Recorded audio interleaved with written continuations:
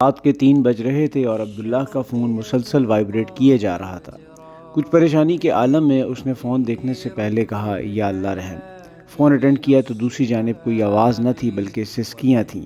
آنے والی کال کا نمبر چونکہ کانٹیکٹ لسٹ میں نہ تھا، اس لیے عبداللہ نے کہا، محترم میں آپ کو پہچان نہیں پا رہا۔ دوسری جانب سے روندی ہوئی آواز آئی، عبداللہ میں کمال شاہ بات کر رہا ہوں، میری آپ سے 2 ماہ پہلے ملاقات ہوئی تھی۔ آپ اپنے ایک دوست کے ساتھ میرے گھر تشریف لائے تھے جب میں نے اپنی بیٹی کے لندن جانے کی خوشی میں ایک تقریب رکھی تھی۔ اس کا لندن اسکول آف اکنامکس میں ایڈمیشن ہوا تھا۔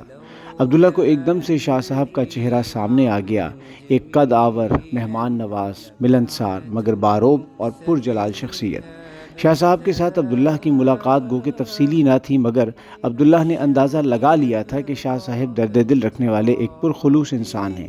اسی لیے عبداللہ نے انہیں جاتے ہوئے کہا تھا، شاہ صاحب مجھے آپ کے 50 گھنٹے چاہیے ہوں گے، جس پہ شاہ صاحب نے ایک جاندار کہکا لگایا اور کہا تھا کہ لوگ مجھ سے لاکھوں کی ڈونیشنز مانگتے ہیں، آپ نے مانگے بھی تو کیا، 50 گھنٹے؟ چلیں بتائیں کب سے سٹارٹ کریں؟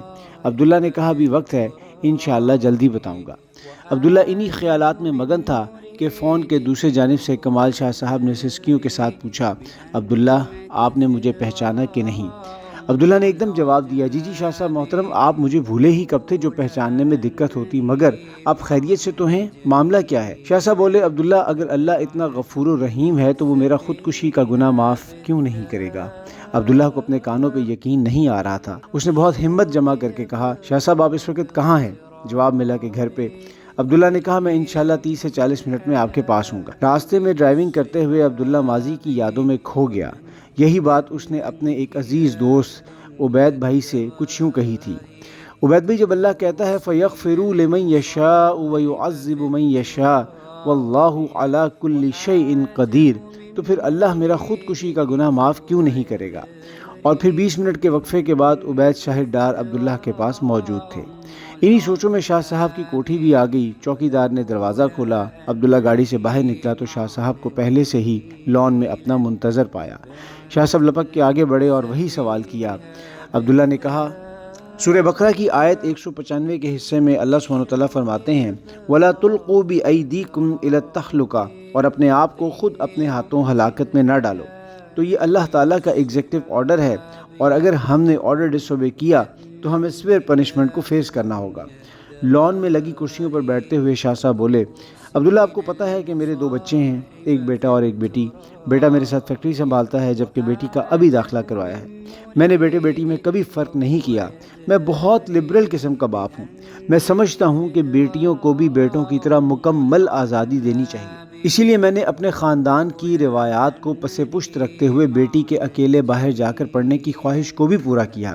ابھی یہ بات چل ہی رہی تھی کہ شاہ صاحب کی بیٹی سیدہ فاطمہ نہایت غصے سے اور اونچی آواز سے بولتے ہوئے باہر آئیں، انکل آپ ابو کو سمجھا لیں، ورنہ میں اس خاندان سے ہر قسم کا تعلق ختم کر لوں گی۔ یہ لوگ مجھے زندگی بھر ڈھونڈتے رہیں گے اور میں انہیں کبھی نہیں ملوں گی۔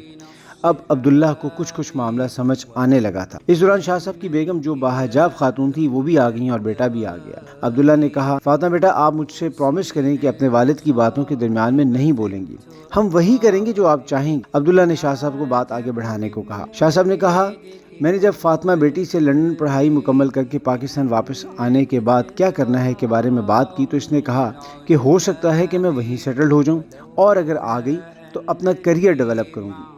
جب میں نے شادی کے بارے بات کی تو اس نے کہا کہ آپ کے خاندان میں اس وقت میری پروفیشنل ایجوکیشن کے لیول کا کوئی بندہ تو ملنا نہیں، اور آپ نے خاندان سے باہر شادی کرنی نہیں میری، تو پھر بہتر ہے کہ میں شادی کروں ہی نہ۔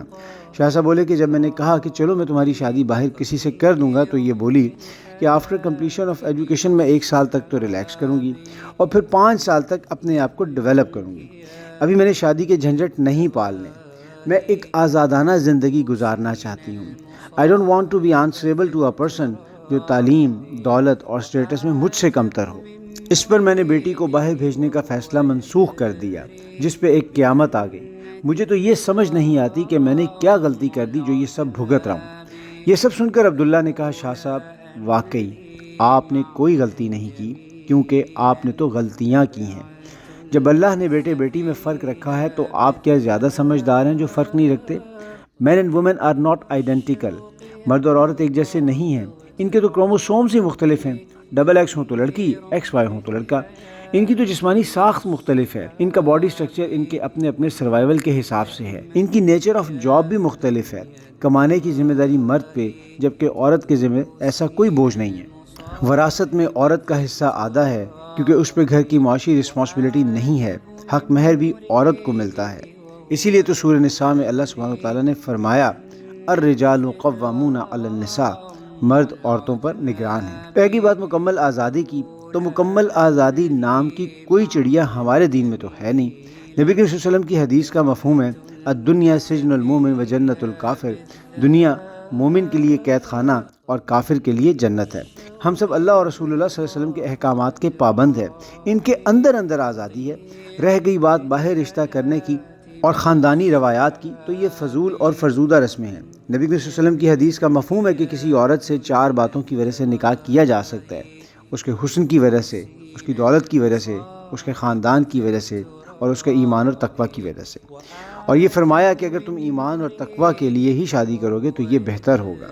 ہمیں تقوی اور ایمان کو فوقیت دینی چاہیے، ہاں البتہ رشتے میں برابری کا پہلو بھی ضرور دیکھنا چاہیے کہ کہیں بعد میں نباہ نہ ہو سکے، کیونکہ یہ معاملہ بھی تو تھا نا اما زینب بنت جحش رضی اللہ تعالی عنہا اور حضرت زید رضی اللہ تعالی عنہ کے مابین کے طلاق ہو گئی تھی۔ عبداللہ نے کہا جہاں تک بات ہے پڑھائی اور تعلیم کے بارے میں قرآنی احکامات اور حدیث کی، تو کوئی شک نہیں ان کے بارے میں، مگر یہ بھی تو سوچیں کہ یہ کس تعلیم کے لیے آرڈرز دیے جا رہے ہیں۔ اقرأ بسم ربک الذی خلق، اور اس کے ساتھ ہی وہ ہدایت کی کتاب جس کی فالوئنگ لازمی ہے، اس رب کے نام کے ساتھ کیا پڑھنا ہے ہمیں؟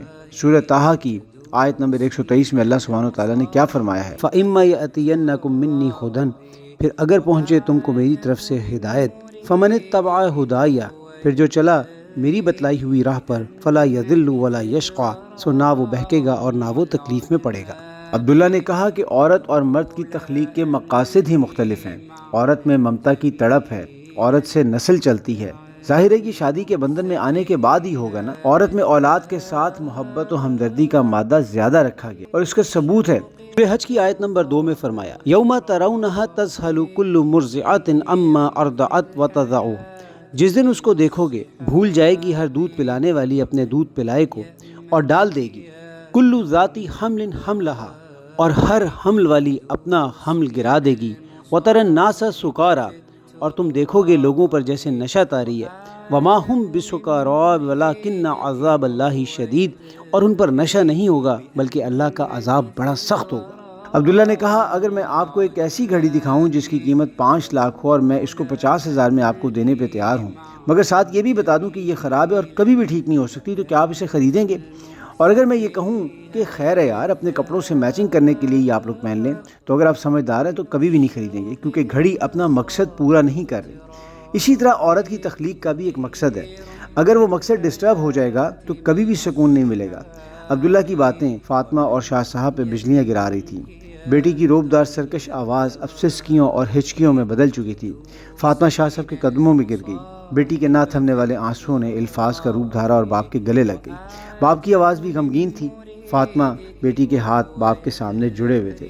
شاہ صاحب نے بیٹی کے ہاتھوں کو چوما اور علیحدہ کیا اور اپنی بیگم سے مخاطب ہوئے جہاں آرا بیگم میری کوتاہیوں کو معاف کر دیں، آپ کی تربیت کا انداز درست اور میرا غلط تھا۔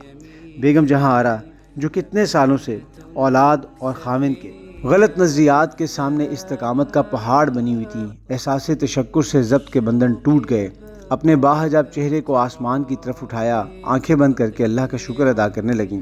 فضاؤں میں اللہ اکبر کی صدائیں گونجنے لگیں۔ نماز فجر کا وقت ہو چکا تھا۔ بیٹی نے ماں سے کہا امی آج سے میں نے بھی نماز پڑھنی ہے۔ ماں نے بیٹی کو گلے لگایا، ماتھا چوما۔ عبداللہ کی آنکھیں بھی پرنم تھیں۔ اس نے شاہ صاحب سے کہا آپ کو 50 گھنٹوں والا وعدہ یاد ہے نا؟ شاہ صاحب نے کہا یار 50 تو کیا، اب تو 150 گھنٹے بھی دوں گا۔ عبداللہ نے کہا بالکل، اب مجھے بھی 150 گھنٹے ہی چاہیے، اور صرف شاہ صاحب آپ کے نہیں بلکہ مکمل فیملی کے۔ یکم رمضان المبارک سے انجمن خدام القرآن کے زیر اہتمام دورہ ترجمہ قرآن کے لیے کمال شاہ صاحب بہت پرجوش آواز میں بولے جہاں آرا بیگم آپ کی خواہش پوری ہو گئی، یہ رمضان دورہ ترجمہ قرآن کے نام۔